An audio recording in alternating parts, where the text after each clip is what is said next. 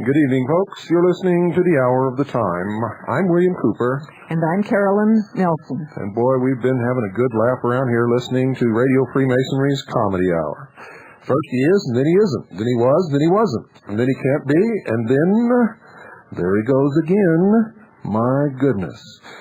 He started out telling us that Freemasonry is not racist, that they want to form a brotherhood of man. And then he read a letter that proved everything that I've been teaching you is absolutely correct. 100% right. And then, I'll tell you folks, I've been rolling around here on the floor, and I had to go get Carolyn so she could hear it too, and she's been rolling around on the floor, and we've ordered a tape, and we're gonna play it again for you sometime in the future, just in case you missed it. I think that Radio Freemasonry should be on television on Saturday night. I really do. It's just about the most humorous thing that I've heard ever in my life. Well, today was the last day of our offering, and I got a couple of good newses for you. Newsies. One is that I was mistaken about the seeds, folks. And luckily, I was mistaken on the side that's really good for you. I said one can plants a garden plot 65 feet by 124 feet. Well, folks, I was wrong. One can, which is actually 4 small cans, nitrogen-packed, enamel-coated cans, will plant 4 times that much. 4 times that much. So you're getting a better deal than you thought you were getting, and what you thought you were getting was a real good deal. So we're all making out on this one. What you're going to get is 4 cans instead of one big can, and these 4 cans will plant an entire, well, a little more than a whole acre. And that's about 4 times more than 65 feet by 124 feet. So we're all making out on this one, folks, much more than we dreamed we were. And if you haven't ordered it yet, I suggest that you do, because we're going to leave the seeds open because it's very popular. And now that you know that it'll plant 4 times more than what I told you it would plant, those of you who may not have jumped on the bandwagon, you better, because we're only going to hold it open one more week until next Friday. So get the seeds. $48 for listeners, $40 for CADGI members. And, of course, tonight we start a new offering for food supply. As we go down the ladder, we hope that everybody will fit into their particular slot. And tonight, it's the modular unit. We'll feed 1 adult for 1 year. 1 adult for 1 year. Or 2 adults for 6 months. 1 adult for 1 year, or 2 adults for 6 months. And it's 12 cases of dehydrated food. The shipping weight is 265 pounds. The retail price is $1,088. $1,088. For listeners to the Hour of the Time. Listeners to the Hour of the Time. $888. For CADGI members, $800. We're getting down to the level now where we can't give you the real steep discounts, but we're still giving you magnificent discounts. That's $200 right off the top for listeners, $288 off the top for CADGI members. Remember, the more you buy always there's more leeway that you can give to people. So as we get down to these lower amounts, we can't give you as much as we were before. But we're giving you more than you can get anywhere else, more food at a cheaper price that will last you longer. So that's 1 year, 1 adult. 12 cases. Shipping weights 265 pounds. Retail price is $1,088. For listeners to this broadcast, $888. For CAGI members, $800. It will also feed 2 people for 6 months, 2 adults for 6 months. And don't forget the seeds, the garden seeds, folks. That's the deal of the century. I mean, you just can't. If you went to the nursery and bought these seeds, you couldn't even plant the original plot that I gave you, which was 65 by 124 feet, for that price. You would have spent about twice as much. So go for it, folks, and do it. Okay, now I'm going to put out a proposition for those of you who may want to help us out. I have a huge library, but it can be bigger. What I'm going to do is put this library into a trust so that it will always be available for anybody who wants to come and use it for research. It will not be for lending. No one will be able to remove any books from the library itself, but there will be tables and chairs and a huge counter for people to come and sit and study during their vacation or during their trips, or if you're retired, you can come and move here and stay there every day. I don't care. Anybody who wants to help, we're going to take donations of books, and you can write them off because this is going to be in a trust. This trust is just to take care of the library. There's not going to be any profit connected with the library. Everything else we do is going to be totally separate from the library. So you'll have to talk to your tax man about that if you are a taxpayer, and if you are, I suggest you start looking into that because you shouldn't be. If you really understand the law, and if you got some guts. But for those of you who are taxpayers, that's one thing you want to think about. If you're not a taxpayer, if you just want to help out, we will take donations of any books, provided they are non-fiction. The older, the better. But we'll take modern books. Any books whatsoever that you would like to donate, we will write you out a receipt for the books, so that you can use that receipt in any way you want to. The books will go into the library. There will be a fund set up to take care of the library in perpetuity for all of us and all of our children and grandchildren and great-grandchildren. And if you would like to help make it the best research library in the world, you can do that just by sending us books, wherever you find them. I used to go into used bookstores, folks, and buy entire sections. And my wife used to pull her hair out and scream and stomp. But that's what I used to do, and sometimes I still do it. I'm not telling you to do that, but, if you could afford it. And build your own library. It would be wonderful for you and your family. If you could afford to send us some books to help increase the size of this library, we would be very appreciative, and everybody, whoever uses it in the future, will be appreciative also. Okay, folks, hope you're ready. Remember what to do if anyone ever jams this broadcast again. We're not going to take this crap anymore. We've been taking it for almost 2 years. We're not taking it anymore. We've served notice on them last night, and from now on, we're going to get them. So, get out your notebooks, pen and paper. Whatever we don't finish on this tape tonight, we'll finish Monday night.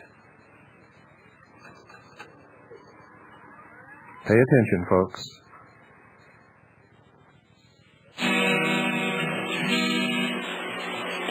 The 1st Earth Battalion is the Army's place to dream. I'm Lieutenant Colonel Jim Channon, Earth 6. And I'd like to invite you to join a growing network of Army officers and others that are daring to think the unthinkable. Come join the quest.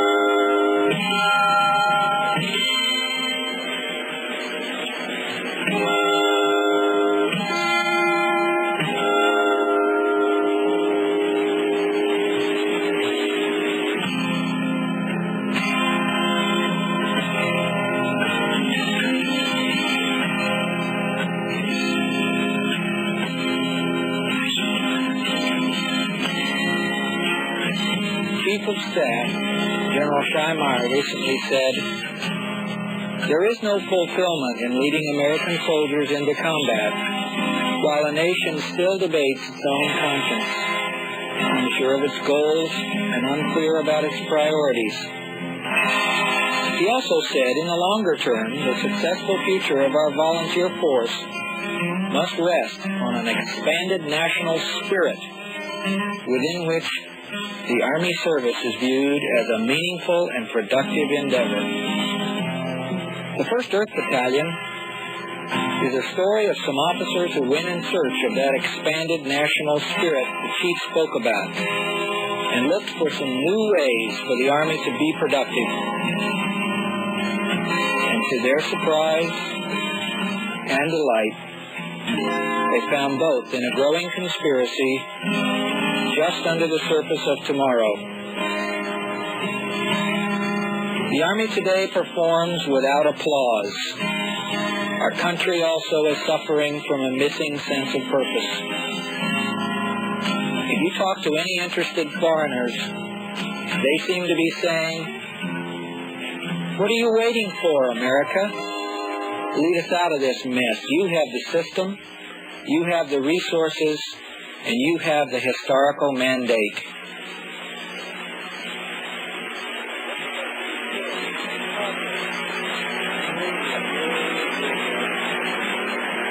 Of course, we can sit around and wait for somebody to break the cycles of war, or we can reach into the future. Other responsible forces on the planet are reaching out. The Army must take its share of the responsibility.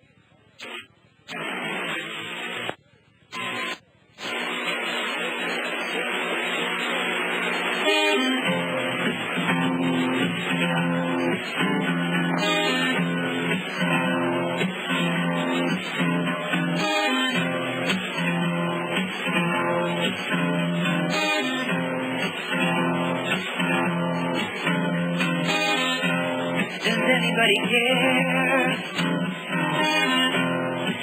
Anyone aware? I get the notion change is in motion. Does anybody see? Does anybody know? Lonely aspiration, cold isolation.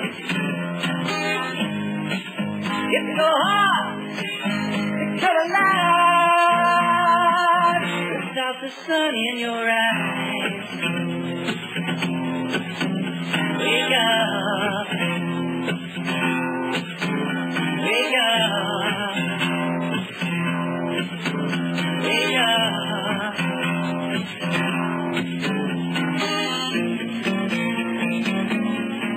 It's difficult to be sure we've made progress. The news is dreary as usual. And yet, there's a growing conspiracy of folks who have faith that we're about to break through some fixed ways of thinking A new day is coming. and some traditional ways of knowing, Sun's on the rise. to discover that we all must share the room No need for rush. and the resources as they exist on this spaceship Earth. All people together, a planet for peace, with love as a motive, there can be no defeat. It's so easy to come alive with the sun in your eyes. Wake up. Wake up.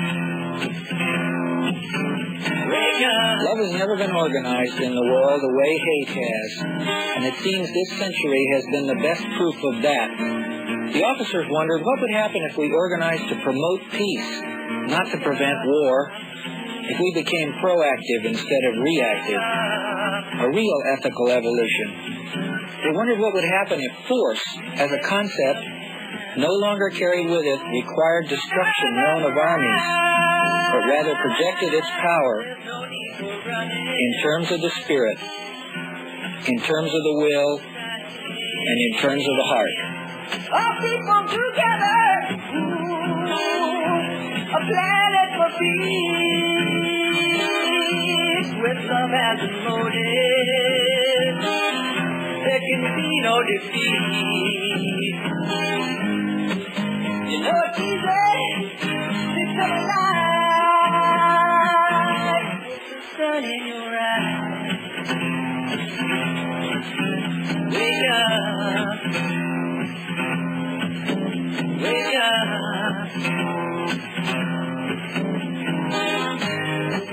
Said it's easy to come alive with the sun in your eyes. Wake up, wake up, wake up, wake up, wake up, yeah, wake up,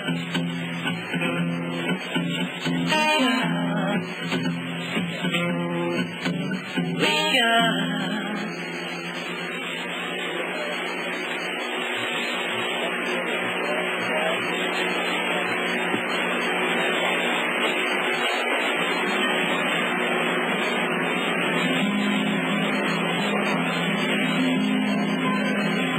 The officers thought of all the soldiers lost in Vietnam. They tried to piece together the reasons for that war. They had trouble justifying what had been done. They further decided they would be sure of the reasons the next time they took their soldiers into battle. It would have to be something that could justify their work.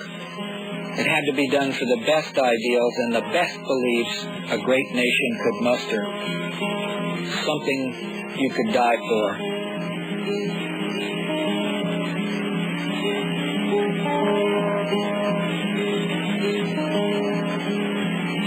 I see a lady by the sun.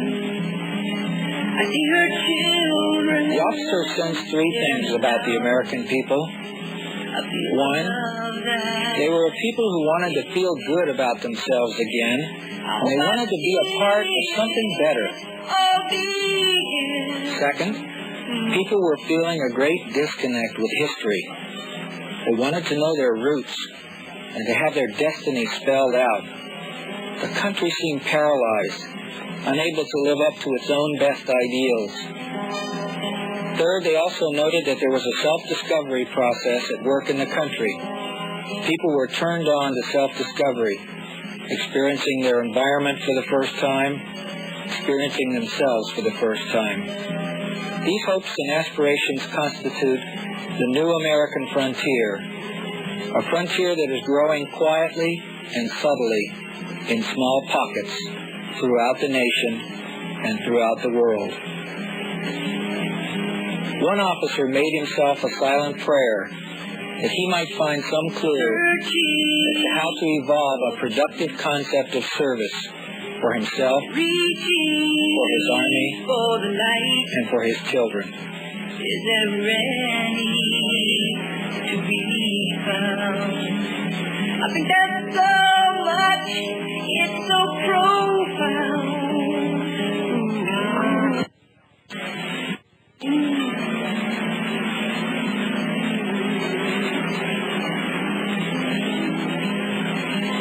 This officer reported to his Army Human Dimensions think tank using his computer terminal. Task Force Delta, Colonel Malone, using my Silent 700 to record the essence of my trip through the mindscape in California. If the pioneer spirit is dead in America, somebody forgot to tell the 285 registered New Age groups doing social experimentation out here. My journey as an Aquarian warrior begins. The officer found those things in California that everyone expected. A joy in living with the outdoors and the technology of sport. The important clues came to him, though, were clues of a new way of being, more natural ways of existing, and a whole series of lessons on clear thinking, of walking lightly on the earth, and paying attention to people and the special things that people were.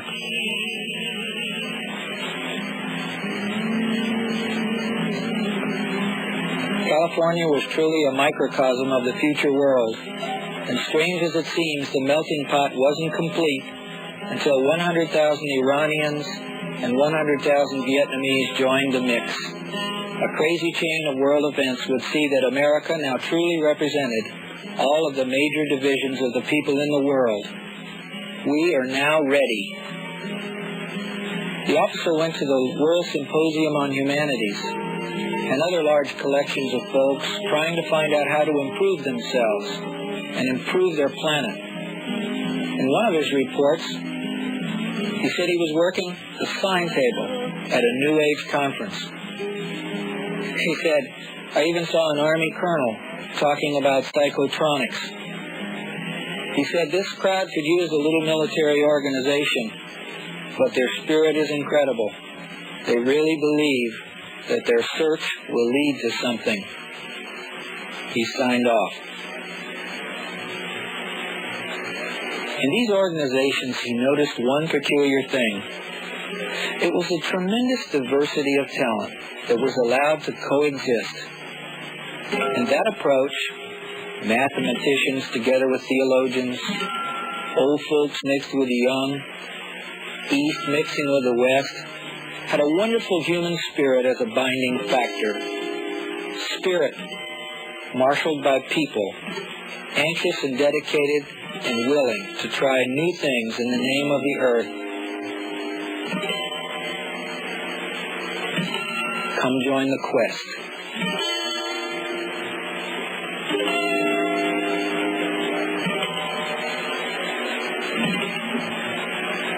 He reported, I don't know how to tell you this, but these bunch of crazies is absolutely positive that their collective skills can change the world for the better.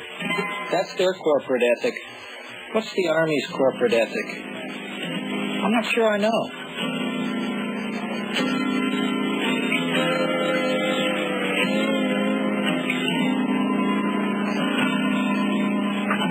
His frequent reports came back to the Army task force. He began to collect series of basic ideas and techniques from all that he visited. He continued to report this to his Army task force as he prepared himself to eventually share with them the bulk of what he knew. What he knew about the growing number of people who got together, searching, working, and exchanging something quiet inside themselves.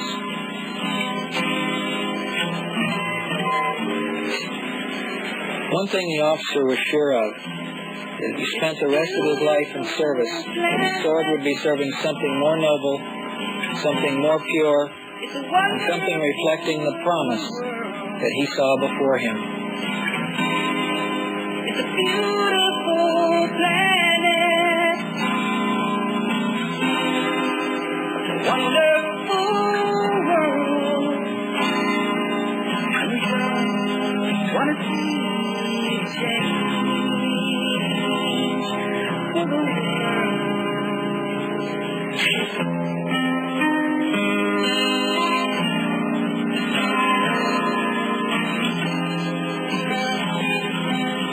I don't guess the officer was really surprised to discover that the behavior he found in California was actually true of most really successful sports and athletic teams. That in fact teamwork had a lot to do with that same kind of natural technology he'd discovered. He found that seeing himself clearly as an individual was a solid stepping stone and a common progression for all the people he met. Personal evolution that enabled him to find out how better to serve and what he was capable of giving to others. And love our brothers,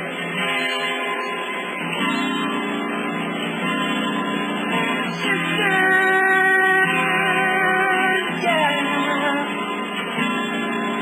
And love Some groups were wrapped up in ritual, in ceremony, whether they came from a warrior ethic originally, a human ethic, or even a mercantile ethic. But the common binding factor was that sense of the human spirit, which liked to be free, liked to be celebrated, and needed to be used to make the planet better. That wonderful sense of freedom to be yourself, to be exactly who you need to be in order to make the best possible contribution to others.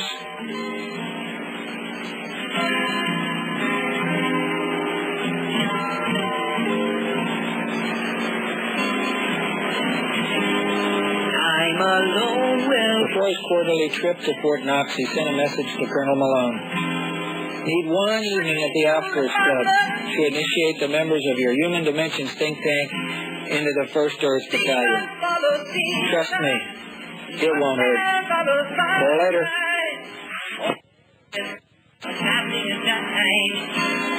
It must be cool and away the coming of a time. That was an important evening. The officer pulled together some team-building techniques, some Eastern ideas, and a little solid prayer. And these things enabled that group to see the Army in terms of the planet, in terms of the spiritual evolution of all peoples. And at that moment, in some small way, in the United States Army, in mid-1979, the 1st Earth Battalion was born.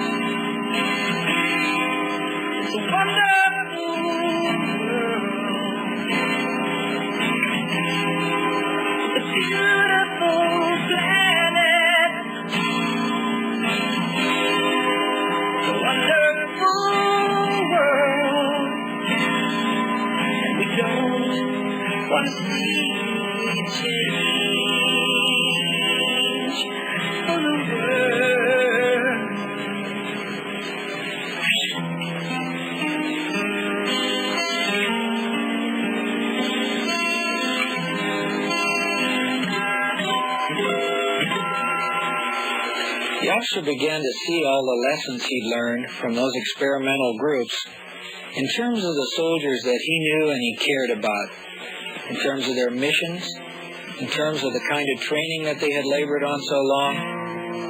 The collected ideas spread, and a small network of soldiers in the United States Army began talking about the 1st Earth Battalion. Since then, the network has grown.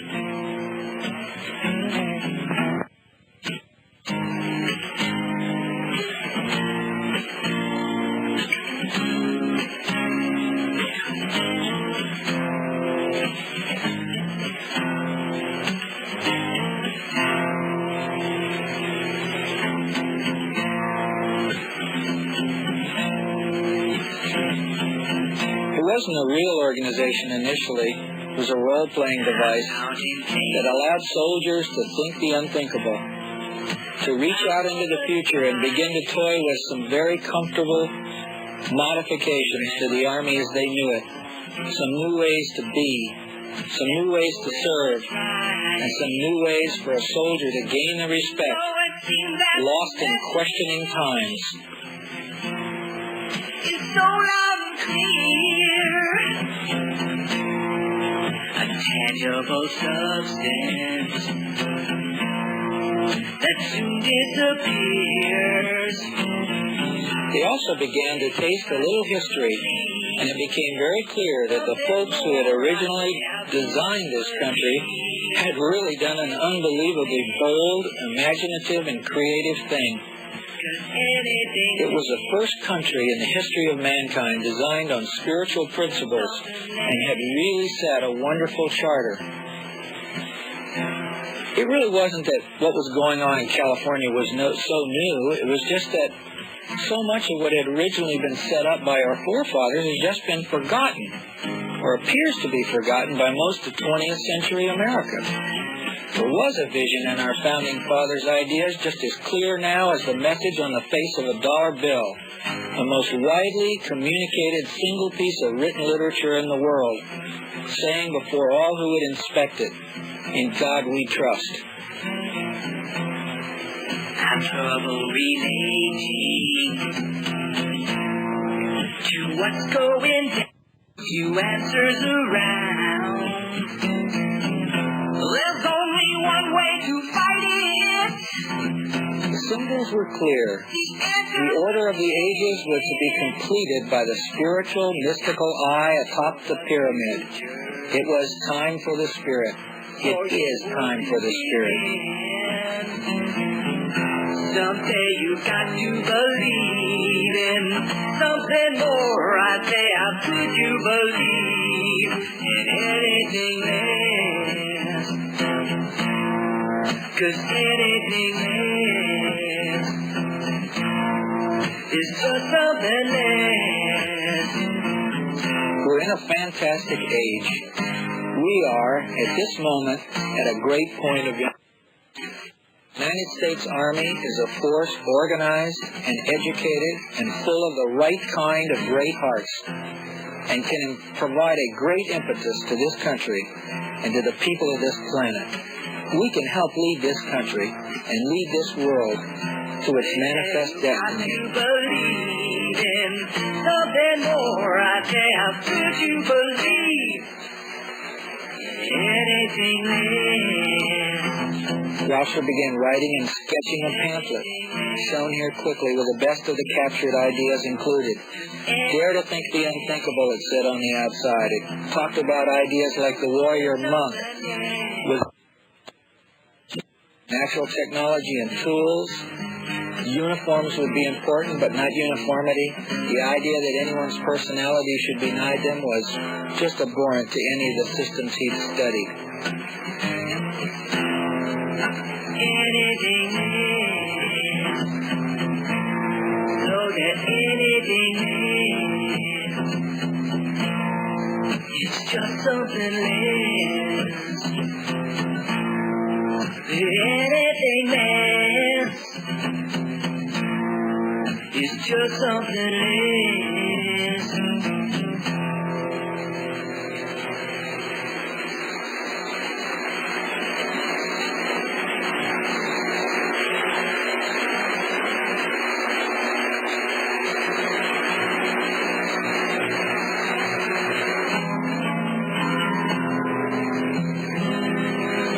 Some really fundamental ideas came from the studies that followed. The blending of mind, body, and spirit, a balance for all soldiers and all people. There's no reason why soldiers shouldn't have a chance to acquire that kind of balance, to give them an equal chance at personal evolution, the prime reason for life. From the Eastern philosophies, especially the martial arts, came the ideas of centering, grounding, and then blending. This triad can give strategy and tactics a new meaning.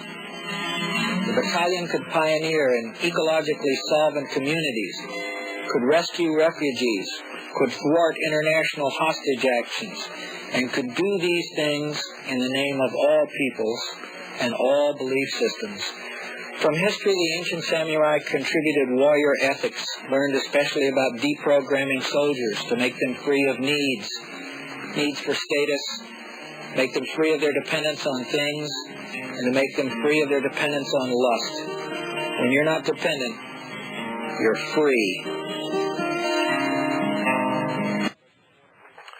Folks, I just want to break in here and make sure that you haven't missed a few things. Martial arts, Task Force Delta, warrior monks, Aquarian warriors, hostage situations, Task Force Delta, Lieutenant Colonel James Bobo Grits. Keep listening. You might grow up one of these days. Come and go in the wind. You can love and be loved when you want to. Look for an answer within.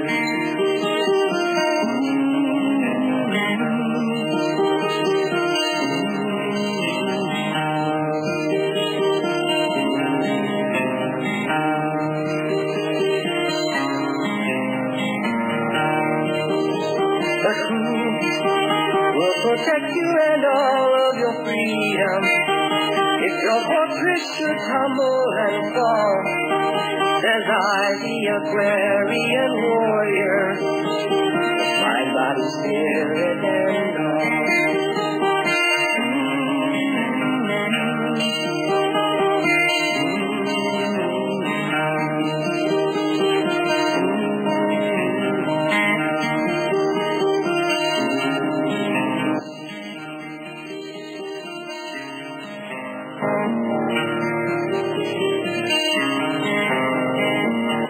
The triad, the eye above the pyramid. The first battalion, an army of soldiers for peace. I am willing to serve this good planet. I lay my life down at your feet. Delta Force. I am a soldier for peace. I lay my life down at your feet. This time I'm a soldier for peace. This was a small sample of the horizon of information and ideas that were pulled together in support of this American ideal of service. The young officer was very clear about the fact that he would spend as much time as necessary to align the values of his Army with the evolving values of the people his Army was to serve. Naturally, he got many questions about the so-called New Age. People wanted to know what they'd really done.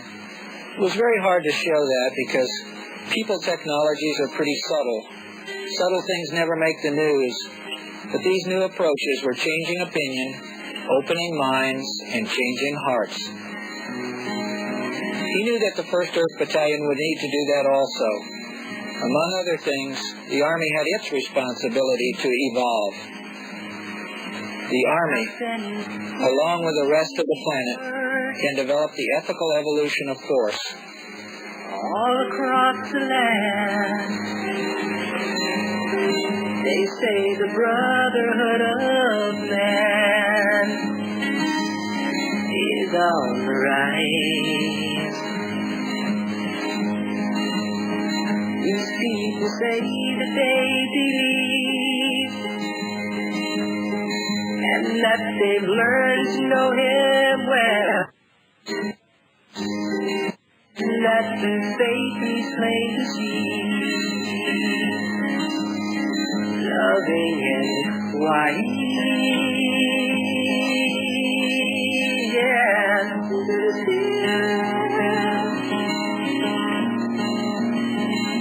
Speaking to us, listen to the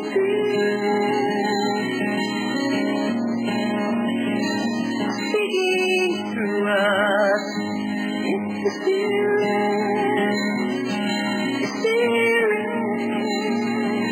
of truth, it's the Spirit of truth, and it's only here for us to follow. Soon the mass will all tune in to the one who's always been, and they'll look upon the past with such delight. Though we started out so small,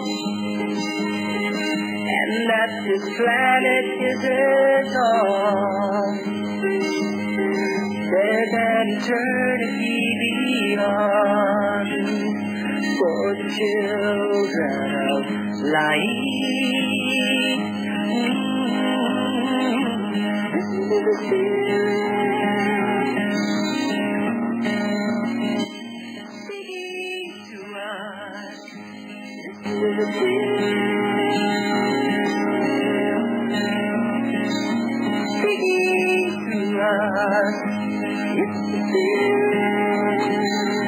The children of light, the sun, the light, Lucifer.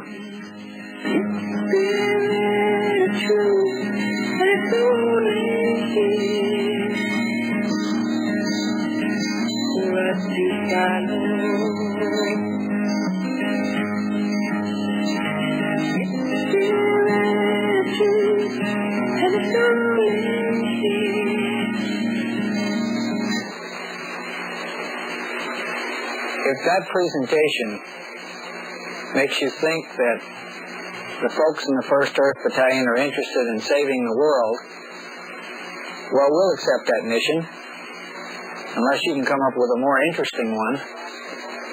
The Hopi Indians had a story, an ancient legend that said that somehow when the planet was finally filled with humanity, things would be rough until the soldiers of the rainbow came along.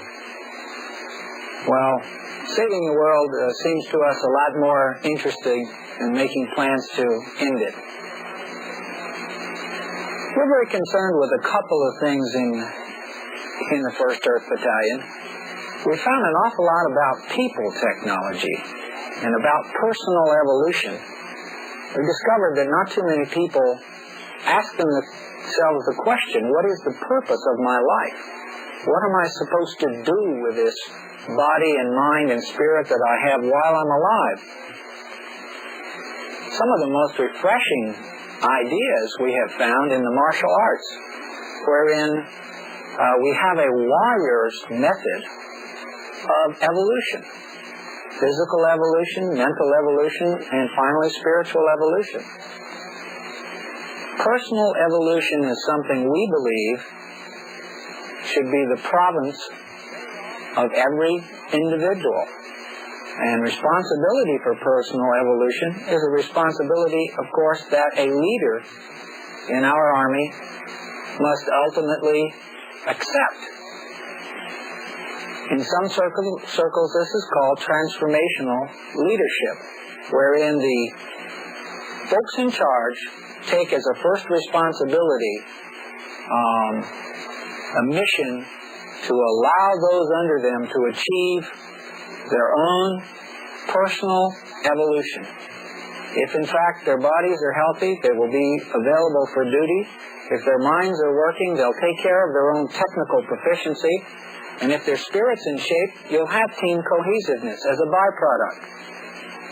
That's a concept we think makes a lot of sense. The other area that we're investigating and would love to have your ideas about has to do with how we perform as an Army. If you look at the nature of warfare and conflict lately, we have situations like Cambodia, Nicaragua, Colombia, Iran, and Afghanistan. These are all sort of wars of national liberation. They involve the other people's spirit, their enthusiasm, and their will. They are not wars of the force of arms so much as they are wars of the spirit and wars of the will. And an interesting factor is they are most often propelled by a strange new weapon system. The weapon system we think will probably best characterize the 1980s, and that weapon system, my friends, is the television camera. Very often, the hostage situations and the conflicts we see now would never exist without television.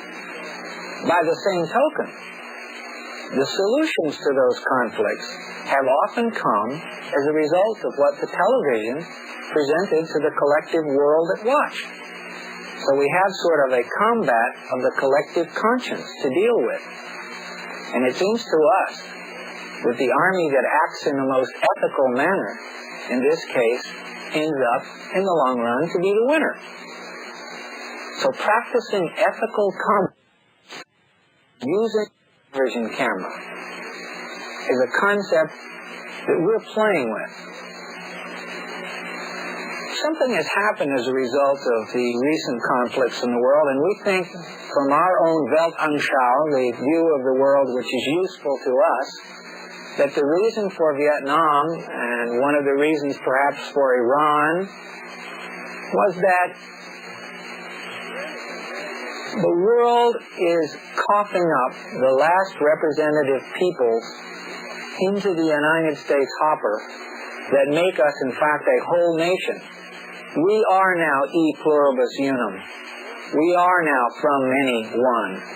The melting pot, so to speak, is more complete than ever. It may be a sign that we are now prepared to go on and execute the manifest destiny of our country and perhaps the world. We took a look at our roots in the 1st Earth Battalion, and I don't know what you know about the seal of the United States of America, but on one hand we have the eagle with an olive branch in one hand and arrows in the other, and the Latin for e pluribus unum. We find from many one, and unity with diversity to be the hallmarks of the frontier, of the human frontier. On the other side of the dollar bill, incidentally the most communicated single piece of written literature in the world, you have a pyramid symbolizing structure. And at the top of the pyramid, what do we have but the spiritual eye? The Latin phrase underneath says, "This is the order of the ages." And at the top it says, "In this he is well pleased." The end of the development of society as we know it, symbolized by the Spirit. We see a lot of indications that tell us it is a time of the Spirit. But where does a warrior go to get his spiritual tools? Is there such a thing as a spiritual warrior? We have coined the prototype in the 1st Earth Battalion, the warrior monk. The precision of a trained soldier, but the dedication and spiritual ethics of a monk. We think that's the kind of warrior prototype the world needs right now.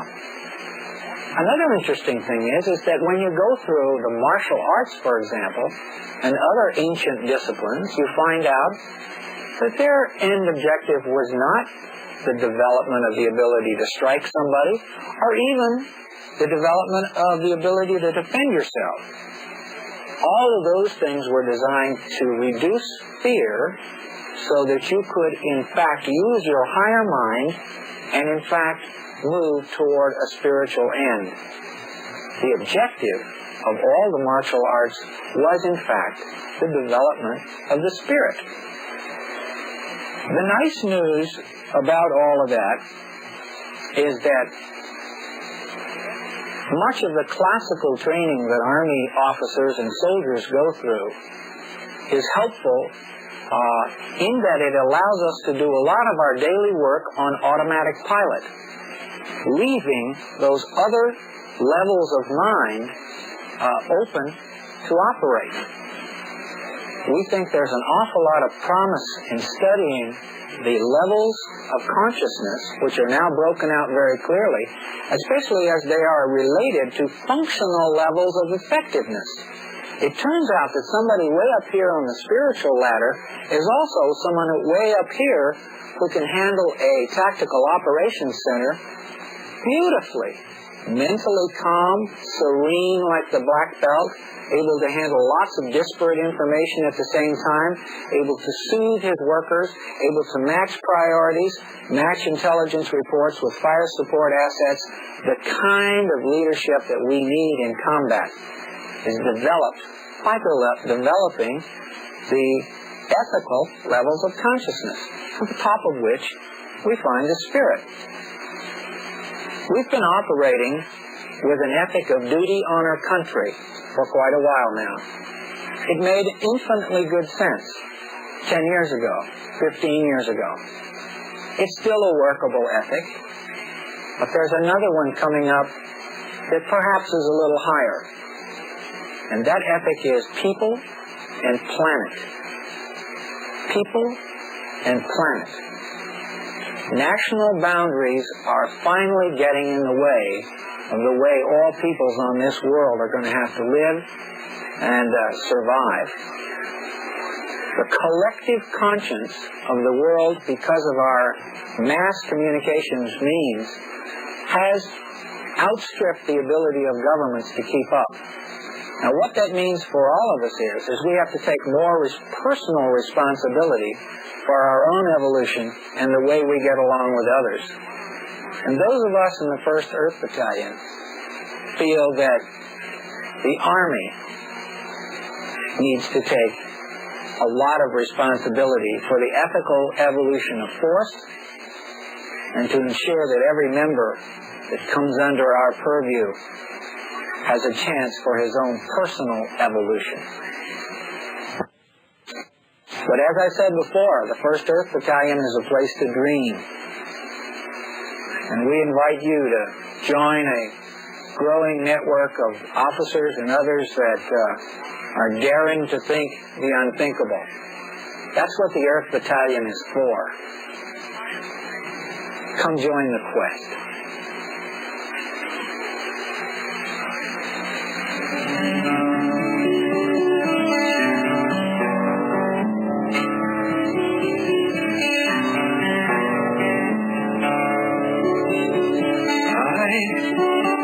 But one of the 1st Earth Battalion, an army of soldiers for peace. I am willing to serve this good planet. I lay my life down at your feet. I am a soldier for peace. I lay my... Well, folks, you heard it straight from the horse's mouth. That was a Lieutenant Colonel of Delta Force conducting a briefing and a training film for young United States Army officers in the late 1970s, early 80s. Our tape is an old tape, and it sort of broke in places, and you'll have to excuse that. The picture on the tape is so bad that we cannot duplicate it. So we can't make it available to you. In fact, running off duplications of this tape might result in its total destruction, to tell you the truth. And it's too bad that you couldn't see the visuals. I would encourage you to seek out a copy of this film if you can find one anywhere. They're out there. It took us a long time to find one, and ours is not very good. But in the visuals, you see repeated visions of the sun, the rising sun, pyramids, eyes on top of pyramids, repeated references to Aquarian warriors, warrior monks, the martial arts.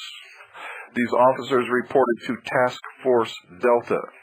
They spoke of the triad.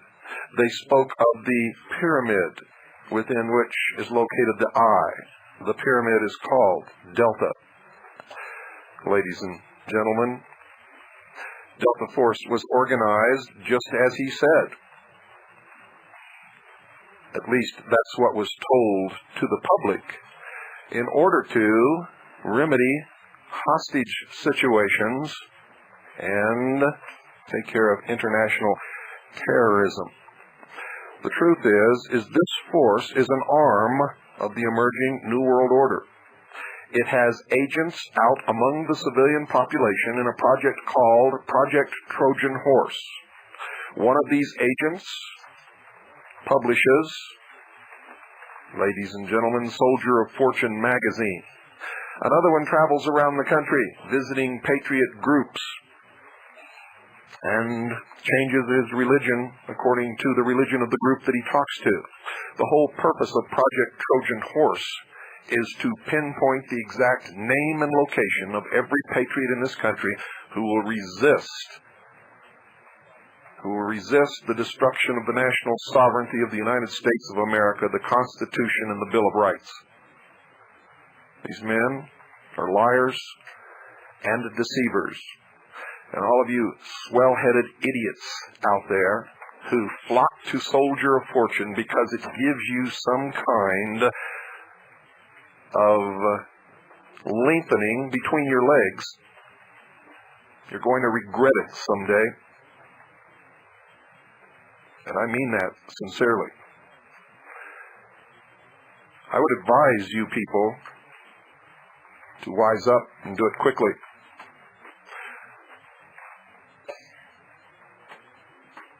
You see, you're beginning now to understand that everything that I've been telling you all these years is absolutely 100% true. Now, I wonder when you're going to begin to help me to do something about it. I want you to think about that tonight and think about what you heard during this broadcast.